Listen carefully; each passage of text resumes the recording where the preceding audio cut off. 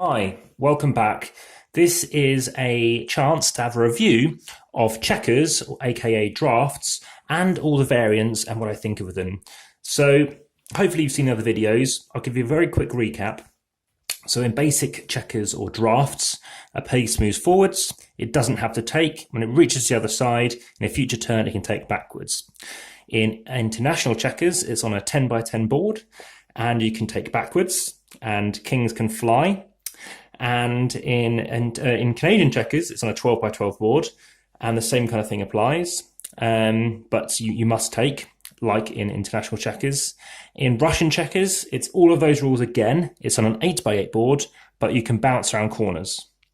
Now, the only other difference between all of these rules and Brazilian checkers is it's also on an 8 by 8 board.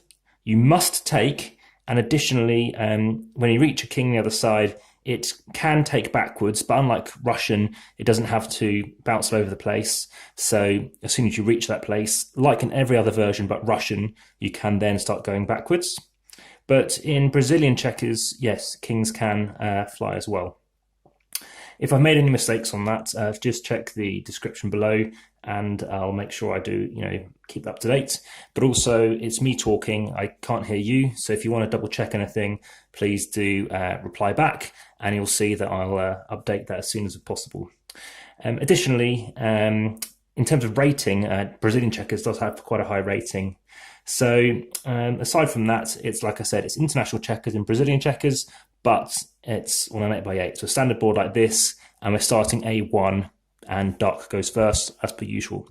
So I think checkers, probably the best, the original draft, so I always just call it drafts. And I think my reasoning behind that is the fact that I think there's less to think about, which sometimes in a game can be a good thing, can be a bad thing. Sometimes you think, oh, the more I mull over, the better. But I feel that actually by having to have so much thought and deliberation over how many moves ahead in case you're worried about the back corner pieces, that's what I think is the downside of all those other variants. Well, not the other variants, we're just talking about straight up drafts at the minute. So for me, having the opportunity simply to go and say, right, I want to keep moving my pieces forwards, quite a breezy experience. But the strategy there is obviously, maybe keeping your pieces together. I'll do another video on strategy, just kind of some basic strategy. So that's why my thoughts are on basic drafts. So in terms of a rating, I actually give it an 8, which seems really high, but it's a bit more deep than you think it is. In terms of things such as flying, and I didn't used to give checkers or draft that thing a high, I knocked it down to like a variation of 9 and a 6. I think it's when you have the have to take rule, has a bit of intrigue. So bizarrely, all the other variants do have to take. So I do think that's great.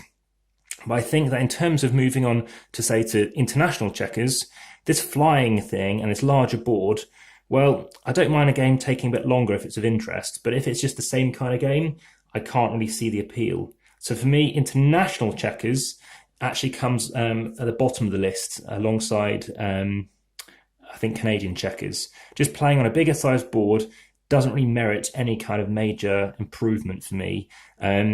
What there is in international checkers, though, is the fact that you do get the chance to obviously take backwards as you move along, which is just something to be aware of. As I said, having to simply take backwards, I think it takes the fun out of it. It just adds something else that you could do, but I simply find, personally, in my own opinion, taking backwards doesn't give me a great feeling, knowing that I've got to always keep my backline protected. So for Canadian checkers, my rating as of this moment, when I happen to rate it, I've put it on Board Game Geek, so if you want to check my updated scores, you can do. Remember, 8 for drafts.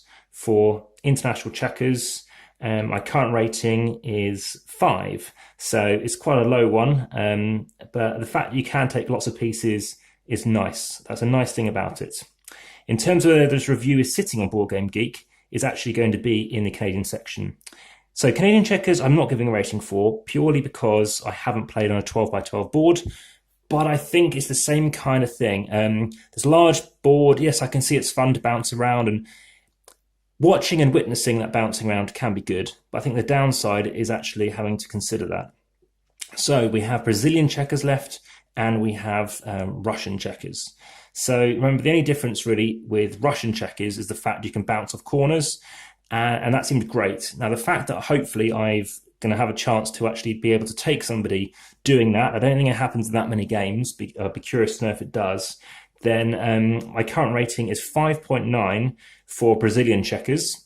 I feel that it's a tad above what I'm about to say, which is Russian checkers 5.8.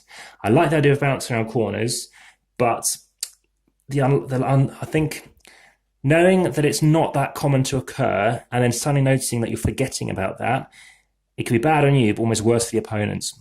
So I think almost keeping it more commonplace is better. And maybe that's why, as is usually the case, more modern games people prefer, because they have improved and maybe got rid of certain rules. That may be why Brazilian checkers has gone by the wayside, and Russian checkers and has gone by the wayside, and now Brazilian checkers came along. It filled that space, and it filled it well. It's the same size board as Draughts, which makes it very easy to sort of replicate, very easy to get hold of, and very easy to say, look, here we do. This is Draughts, but your king can fly.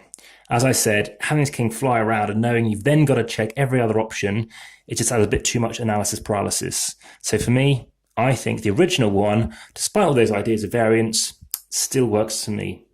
I know there in the world of chess, there are lots of variants of chess. There's a Chess Plus and Chess 960, and I haven't played any of these. I don't know how keen I am, to be honest.